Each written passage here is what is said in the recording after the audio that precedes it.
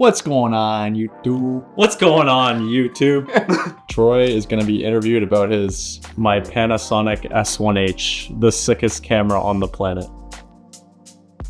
I have actually decided to pursue selling this camera, and there's a few reasons why. So recently we've been renting the Sony FX3 for productions, which has kind of given me a little bit more of a cushion when it comes to filming audio and autofocus and all these nice features that this camera can't do.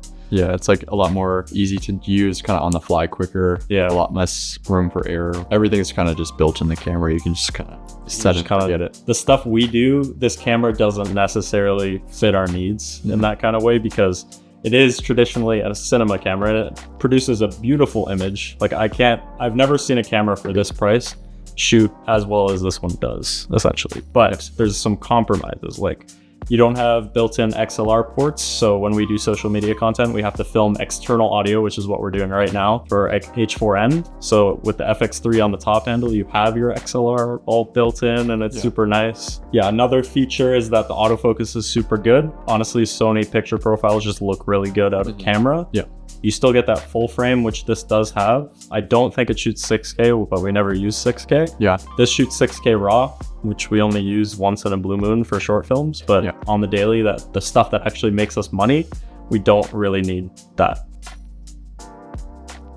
Tell me about this camera, why somebody would consider buying it, why somebody would want to use it, and what your experience has been the last, how many years have you owned it? Getting close to 3 years now, but I've owned it for 2 years so far, and it's been a beauty for what I was doing. I started out shooting automotive on this camera, and like the colors are perfect. It also has an optical low pass filter, which makes man-made objects look a little more clear, like shirts and stuff. The sensor on this camera has beautiful like 5-axis stabilization, and there's no camera on right now that has better built-in stabilization. There's not. And that's one of the biggest features I'm gonna miss on any camera. If you don't need autofocus and you're okay with compromising on a few things, like not having XLR built in, if you're more focused on the cinematic side of video, then this camera can definitely be for you.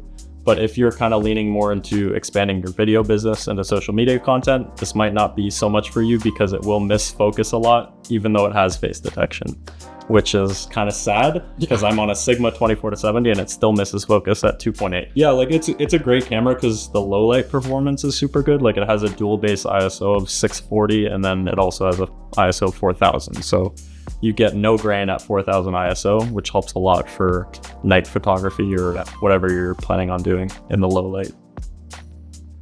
And then what would you say to somebody thinking about buying this in 2024? Well, you can pick them up used for a really good price. I've been trying to sell mine used for a little bit higher, because I've kept really good care of this camera and I have a cage on it and whatnot. Yeah. I'm not selling it with all the attachments, but yeah, right around probably like 2,000 to 2,500, you can get a good S1H. And it's a fantastic starter cinema camera, I'd say. Yeah, any other questions people would have for you, S1H?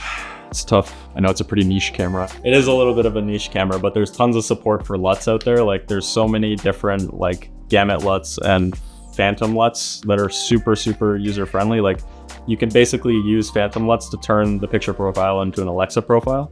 You won't get the dynamic range, but you'll still have the beautiful color that this camera offers. It is a baby Alexa. That's what people say. Yeah, because the sensors, you can shoot open gate and whatnot, which is a really cool feature of this camera. And yeah, we're just looking to move on a little bit. And I'm sad to see this one go, but it's been a fantastic camera and I recommend it to anybody that's trying to learn filmmaking. Yeah, absolutely.